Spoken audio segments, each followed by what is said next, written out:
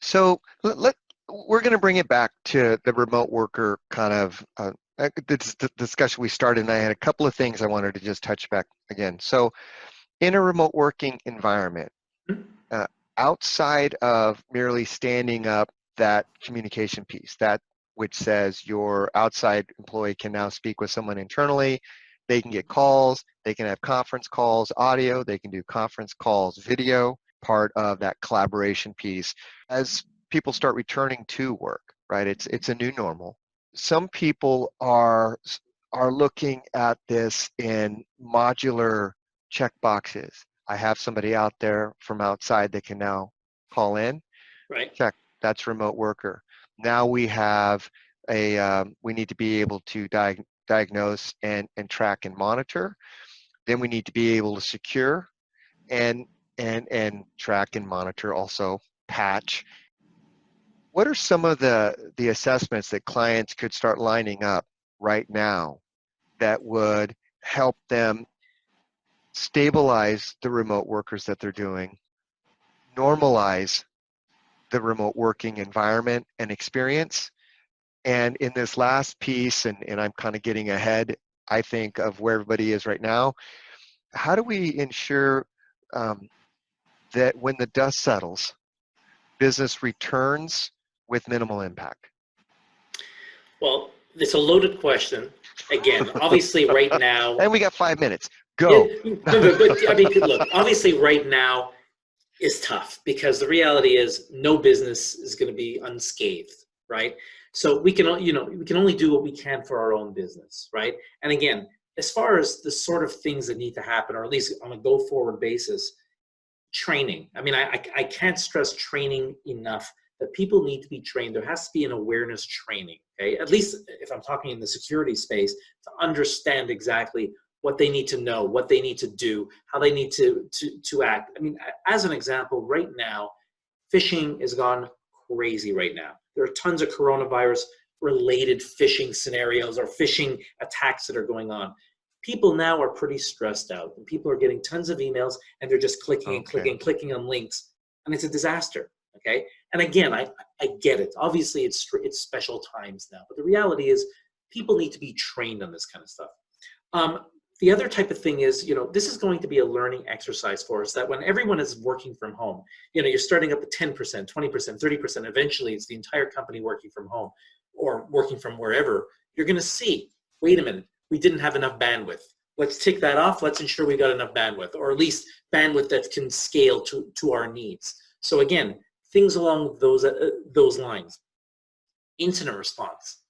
Companies right now are learning a very hard lesson. They have no incident response plans in place. So they're doing things on the fly, and I guarantee you they're forgetting things, okay? So those are the sort of things absolutely that people should be looking at. Things like simulated attacks.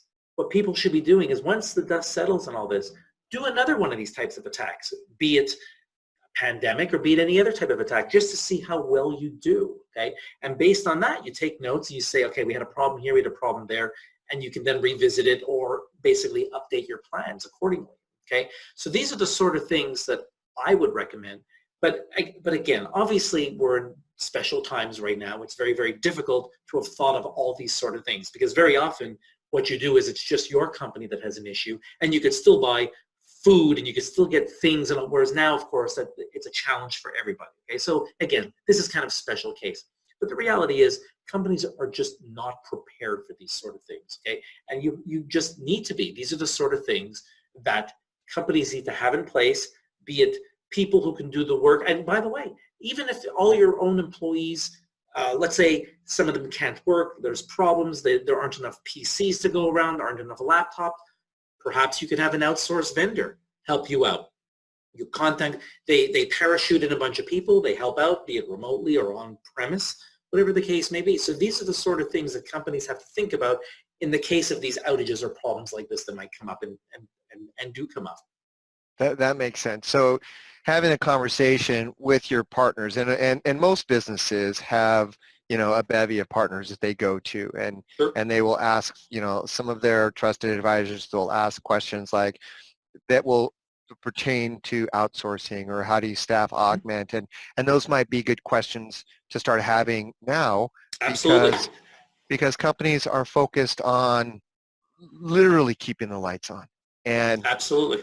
they'll need to transition their teams back to keeping up the lines of business. So they're going to need their partners to step in and help in Sure. those areas that aren't mundane. They're very important, but someone doesn't have to be as familiar with their business to do that piece. So, Sure, and but you then, see, but even things like, for example, right now you've got companies that, unfortunately are letting some people go. There isn't enough business, be it, the hotels and the cruise lines, whatever the case may be.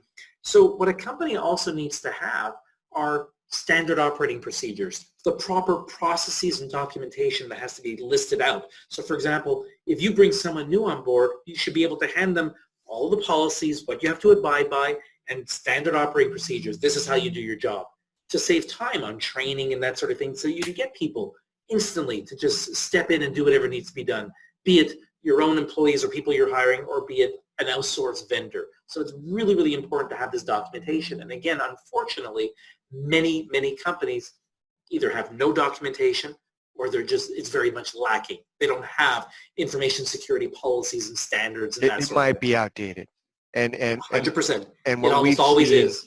in what we've seen in our space, in that security area, where we see that there's so much change in it, that it's that is a full focus, Oh, once a absolutely. quarter, once a month, updating your standard operating procedures, or having the right teams to do it. Okay. Absolutely. Well, I think we covered a lot, and one of the goals I had on this call was really, we might end up teeing up certain sections that we talked about, because we did cover a lot, and I'm going to go through a couple of things.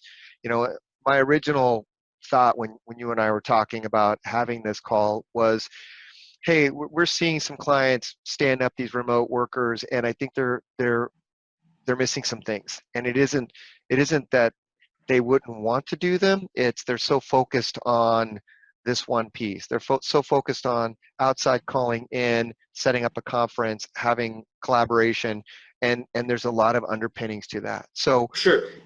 we made a But quick checklist, right? yeah, Device, logic, practice, and training. So sure. what the device is, who owns it, who's providing it, the logic of the software, and Right. what's on there to maintain safe transaction. And when I say that, I mean about the data.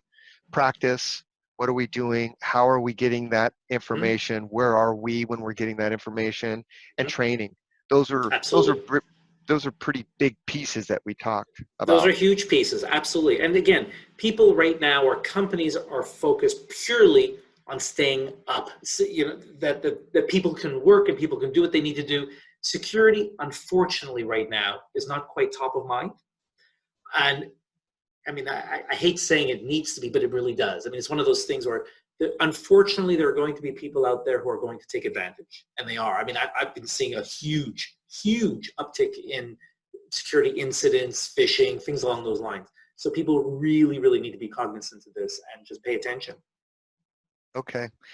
And so what I'm hearing is, we'll have a follow-up, and we'll kind of dig in a little bit to that security component of it, with different ways to go, and that won't just be about widgets, right? That's not going to be about software.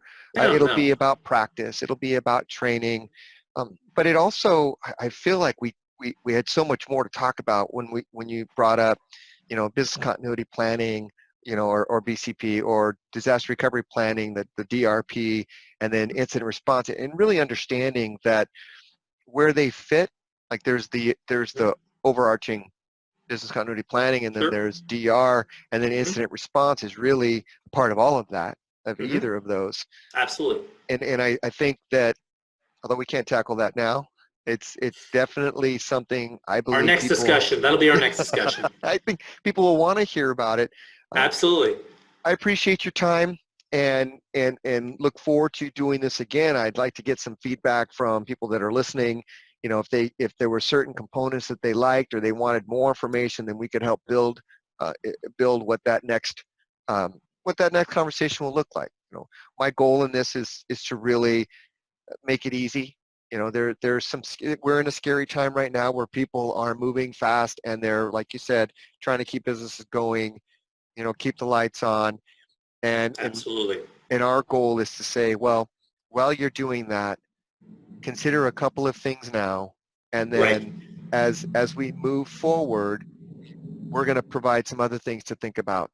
Absolutely. At least address the basics. Absolutely. Okay.